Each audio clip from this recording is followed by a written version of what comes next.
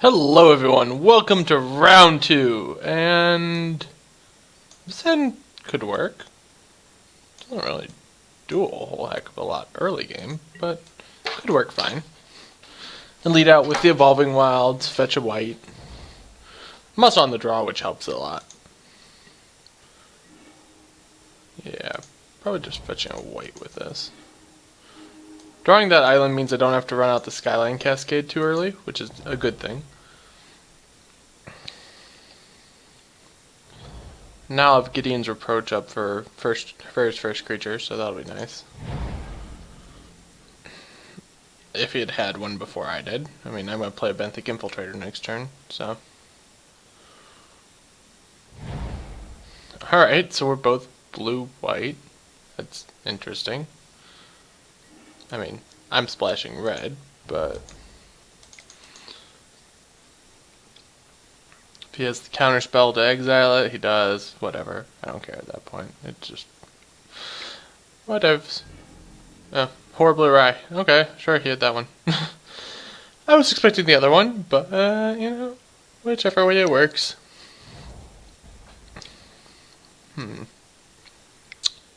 Interesting. Yeah, that thing I'll probably just end up approaching here.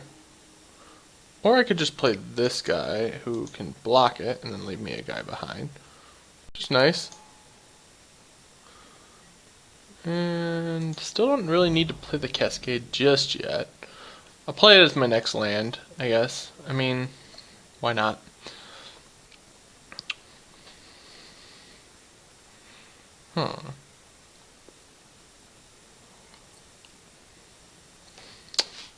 Suppose I could just trade 3 damage back and forth with him, but I don't think that's the right call. Okay, so he has the other Blade character. So literally this is just blue-white versus blue-white, and then I'm splashing for Rolling Thunder. Now that one might actually be the one I want to approach, because that one's going to be a pain in the butt. So we'll just do that. It doesn't untap next turn, yay! Yeah. Yeah. Not really rushing to do anything here, I guess. Said I can approach the Griffin, and then after I approach the Griffin, then we can start to do some other stuff from here. So -1 Griffin.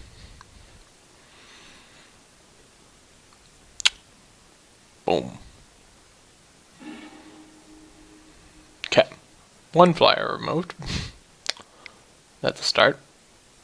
Sure, you have Felidar Cub. And your own Skyline Cascade. Alright. Oh, a mountain. 1, 2, 3, 4, 5, 6, 7. Maybe I just play the Angel here? I mean, it might just get countered, but if it does, it does. If it doesn't, I'm in pretty good shape. Yeah, alright, cool. Now I have a 4/4 and I gain 3 life. So, you know, I got no problems with that. And I can smash with this, and if he trades with my with his Cloud Manta, I'm perfectly fine with that. Cool. Very good, very good. So when I use Clutch, I'll probably awaken a Plains, since I only have 1. Or actually, I could just awaken the Skyline Cascade. It's done. It's basically just like an island now, so. Okay, so he's got a Shadow Glider. So he's the blue-white Flyers deck, which my Angel's pretty good versus. So what I'm going to do is I'm going to bounce that guy and awaken my land.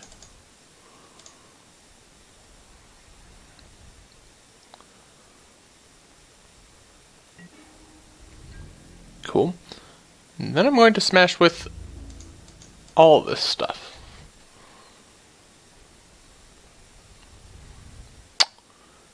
And now he's got to start choosing what he does. Like, he can block my 2/1 flyer and they'll trade, which would be fine, and then he takes, what, 7? Taking 7 just straight up is nasty, but he'll still be fine life-wise. Yep, alright, so that's what's going to go down here. There's going to be a trade, and then he's got a Cloud Manta that he gets to play next turn.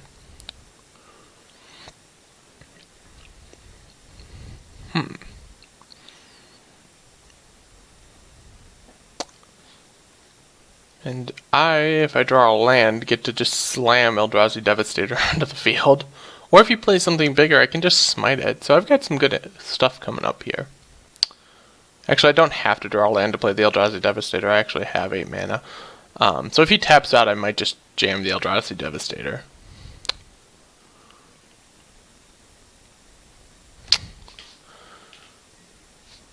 Clutching my land. Oh, that's awkward.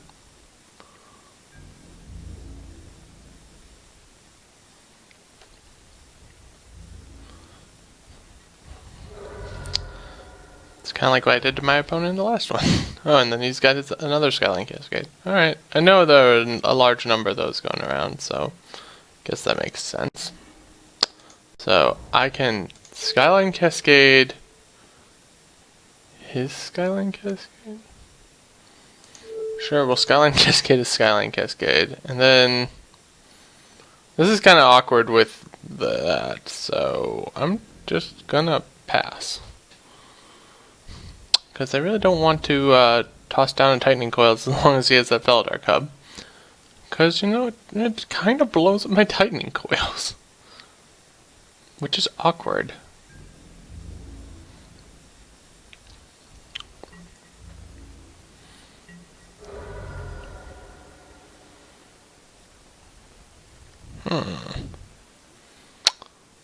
Well, this is something. That I think I'm just gonna murder here. No point in letting him have that. Kaboom! Alright. Oh, now I just get to cast Eldrazi Devastator straight up here. Don't even have to get rid of the Scion. Bam! That's big. We can get in for 5, put him to 8.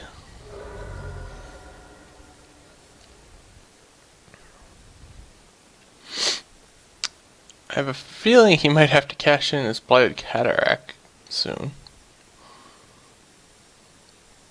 But, you never know. Maybe he has his own smite for my Devastator, which would be fine. Then he's using a smite on my Devastator and I still have a flyer. But I think if he had a smite, he probably would have killed my Angel by now. 4/4 flyer is pretty powerful, so.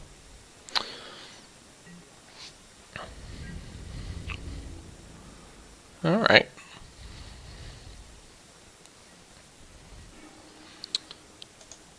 Another land, that's fine. Let's see, this tramples over for 3. So actually I do want to swing with that. Yeah. It was like I can trample over for 3, and then I have the 1 extra point from the ground there. Versus him, I think we want the Ghostly Sentinel. And probably cut a Tightening. Well, no, Tightening Coils is pretty good. Knocks his guys out of the sky.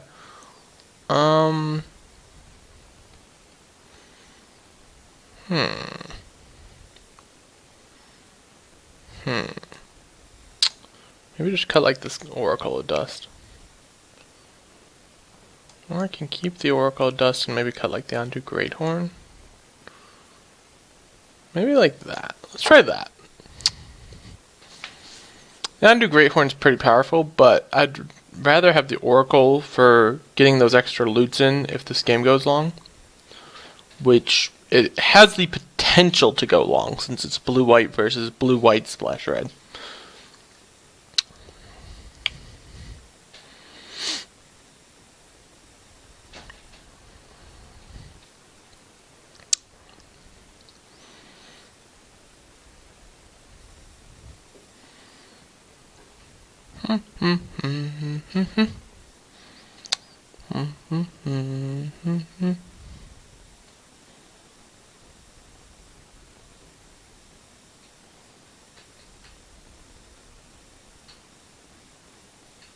Alright, so we both have clutch cards.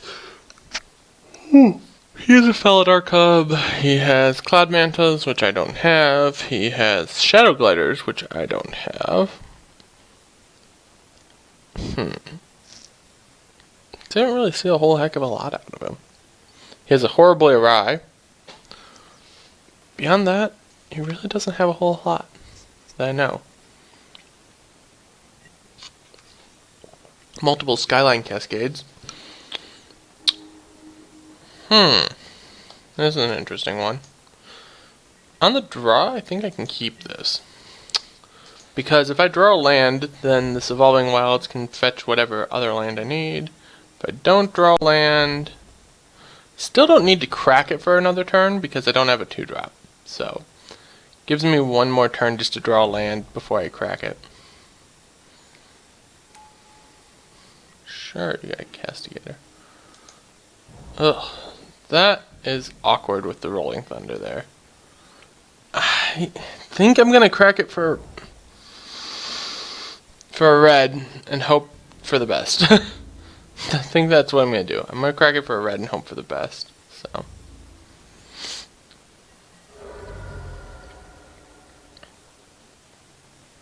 And he's got a curve going here, which is kind of dangerous for me.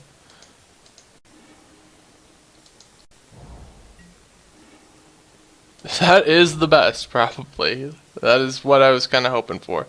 So now I get to go this, which is pretty solid. That was about exactly what we were looking for, which is kind of grossly ridiculous. So, like, I get to block his Castigator with my Sky Spawner, and then the next turn, even if I don't draw land, I can, like, Brutal Expulsion his Shadow Glider and bounce whatever spell he plays. Seems pretty solid. So we'll block that on that.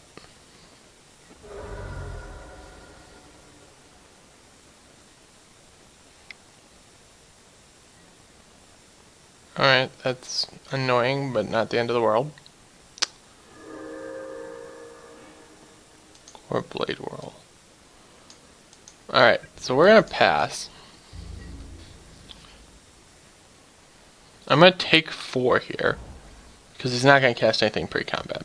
So I'm gonna take 4, and I'm gonna be fine with it. Then when he goes to cast a spell, we'll Brutal Expulsion here. So yeah, so we'll go return target spell to its owner's hand, and that. So spell, murder that for blue, white, red, 1.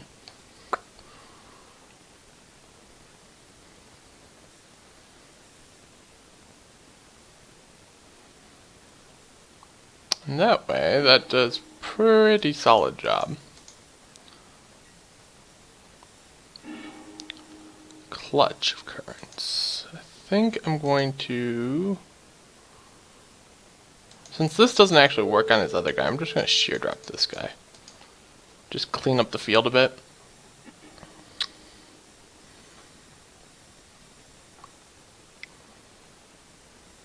Yep, thing's back.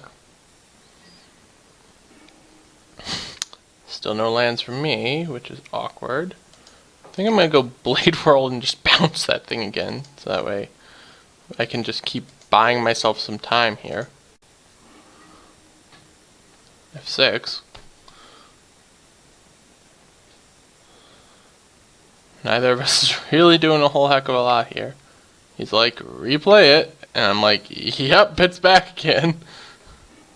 Hey, I got another land. Can't do much yet, but I got another land. Now if I draw another one, then we get a Ghostly Sentinel online, which is pretty nice. Because a Ghostly Sentinel to fight back his Ghostly Sentinel works out pretty well.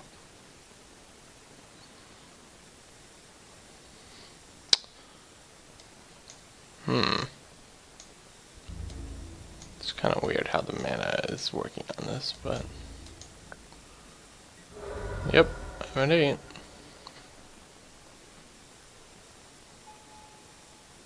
Sure.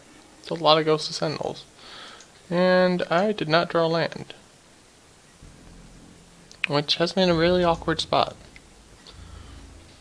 Because I think I'm actually just straight dead.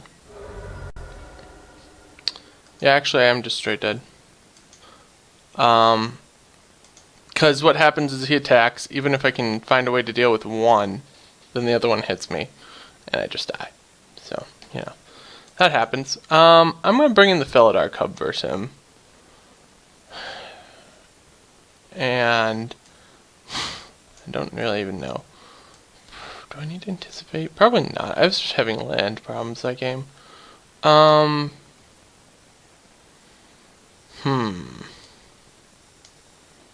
think I'm going to remove one smite. I think I'm going to take out a smite. So, unfortunately now he knows that we have the Brutal Expulsion, which is good knowledge for him. But, anyways, this is fine.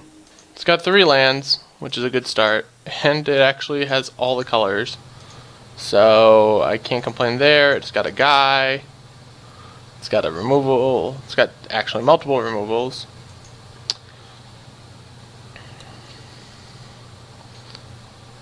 I'm just going to play the Prairie Stream first. It really doesn't matter when I play the Prairie Stream in this case.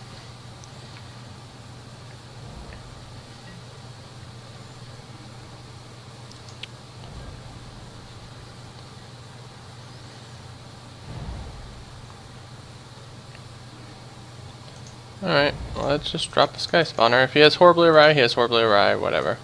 If he doesn't, he doesn't. Cool. Alright. No 3-drop. That is interesting. Smash. Guess I'll drop Benthic Infiltrator. Wow.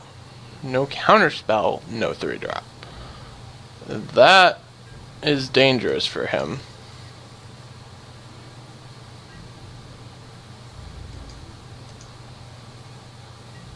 He really needs something, otherwise he's just gonna fall really far behind here. Like, I'm going to play this Oracle of Dust here.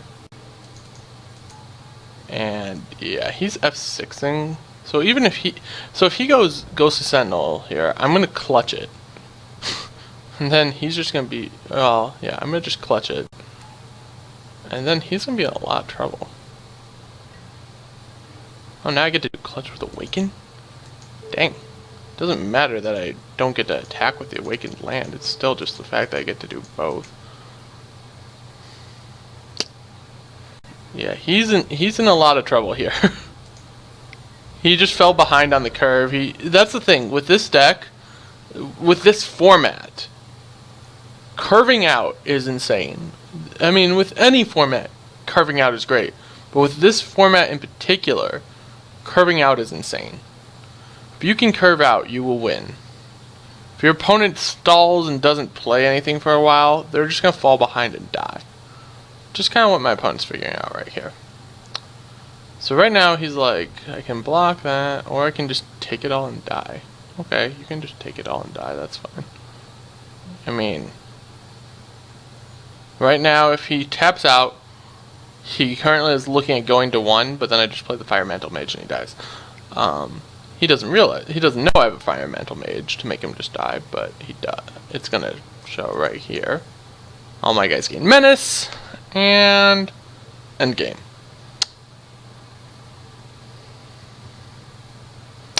Alright, well, that was quite the beatdown on my part. I just went 3-drop, 3-drop, and played more guys, and he had nothing. And if you don't have anything in this, you just fall apart and die. It's just how this format goes. This format is either extremely fast or very grindy and long, but no matter what, if you're curving out fine, you'll be doing probably much better than your opponent. Because some decks, sometimes, they don't play anything till like turn 4. If you go 2-drop, 3-drop, they're just under so much pressure. It's insane. Anyways, see you all in the finals.